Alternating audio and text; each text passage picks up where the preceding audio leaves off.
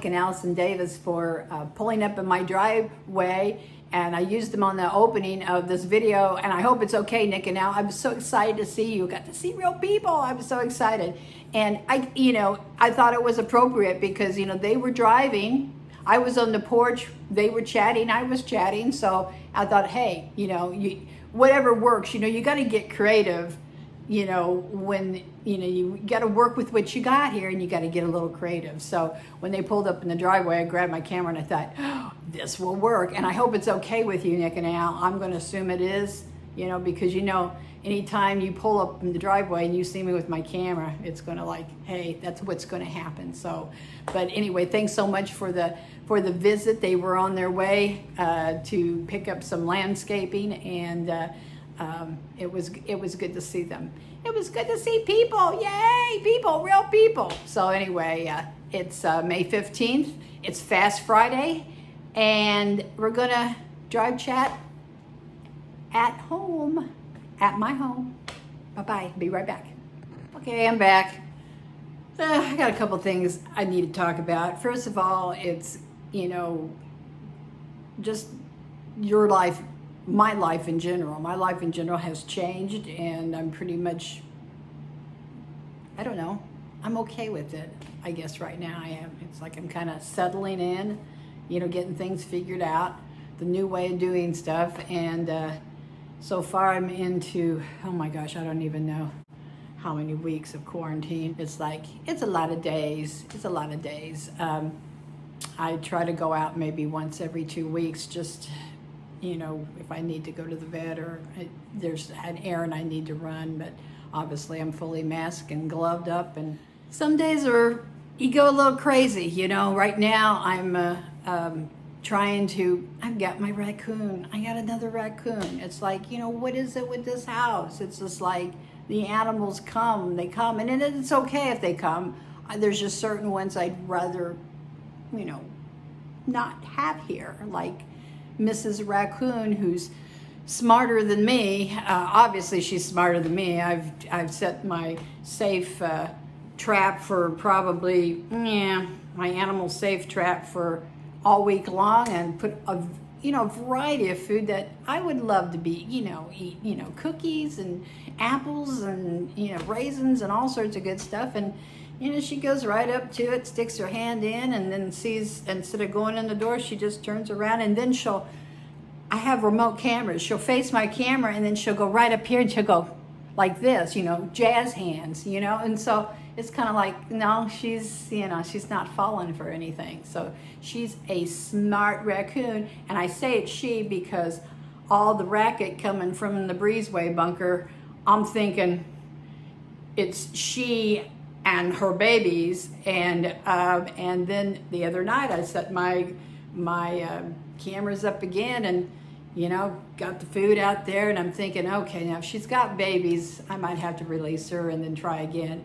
But no, she goes right up there, and she's looking, and she backs off, and then all of a sudden, instead of her going like this, well, it's kind of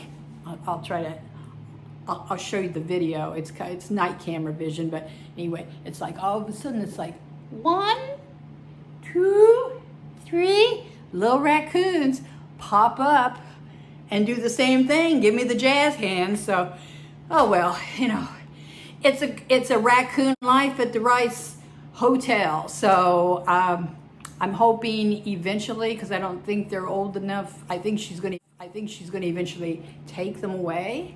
And when all the noise is gone, I'm going to, I know where they're coming in, and they're gonna not be able to get back to the bunker. So that's my raccoon plan. So, and that was probably pretty boring for all you folks, but anyway, it's hey, I'm sharing what it takes to get rid of raccoons. Obviously, they're really smart, so, put on your thinking caps. Put on your very smart, talking about caps, the reason I have this on is because, is anybody else, not going to the hairdresser because, I don't think I've had I've tried to trim my bangs, but, it's it's not working real well. So anyway, putting the cap on, no, it's not like I'm not used to wearing hats, is kind of like, okay, that's another thing. And I'm going to slide right into this, story, because it kind of, sometimes you just need somebody to just kind of say, hey, you need to go take a shower. All days go, one day go and the other. Sometimes you forget. Sometimes you think it's always Wednesday for me. It's like, it's always Wednesday. And it's like, I'm thinking, okay, when did I shower last? Okay, I think I showered yesterday morning, but I'm not really sure. So maybe you should go take a shower. But anyway, I'm working outside, and one thing I like to do to get out of my house is to go outside and work in my yard. And my little neighbor girl, which we have a really good relationship, she's 5, she's at a great age.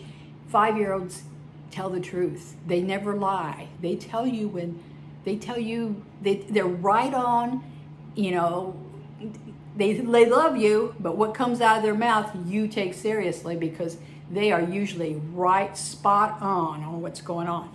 So I'm out there, and she's on the other side of the fence, and she's got a little mask on. I got my mask on, and I backed off, and I had pulled my mask down because I turned around and I was digging up, and she looks over at the fence, and she looks at me, and she calls me Auntie Vicki. She says, Auntie Vicki, you're really looking old.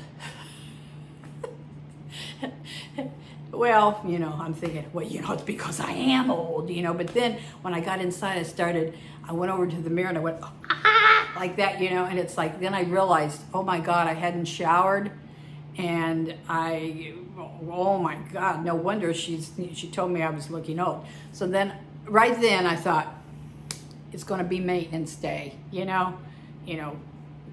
look in the mirror. So don't forget to look in the mirror, folks, because first impressions are everything. And if you do happen to see somebody, hey, it could be the delivery guy setting something on the porch, and you're on the other side of the door, and you don't want him to go like that, So it's like, do some maintenance. So Layla, she gave me the heads up when she says, Auntie Vicki, you're really looking old. I went inside and I decided to shower, and I wrote down the day and did a lot of maintenance. So the next day I come outside, and she's outside, and she looks at me and she goes, much better. So anyway, there's my story, and hopefully, it'll help you all out there, especially if you're living alone like me. It's like, look in the mirror every once in a while, because, you don't want to scare the people that you might happen to see. You're not going to see a whole lot of people, trust me, but the people you might happen to see, you don't want them to go, ah, or Auntie Vicki, you really looking old today. So anyway, we are old. I am a senior citizen. Hey, I'll admit it. I'm old, but I think, there's sometimes, just taking a shower might make you feel a little younger and might make you look so much better. So there's my tip of the day. Take a shower. Okay, in honor of Fast Friday today, which, for many, many years, gosh, I would have been at the track last week, and oh my God, I'm glad it wasn't qualifications in the 70s, last week, and we didn't have COVID-19. I was at the track. I mean, it's like I'd be like freezing my butt off at the track. But May has snuck up on me. It's like it's May 15th. I think I know that now.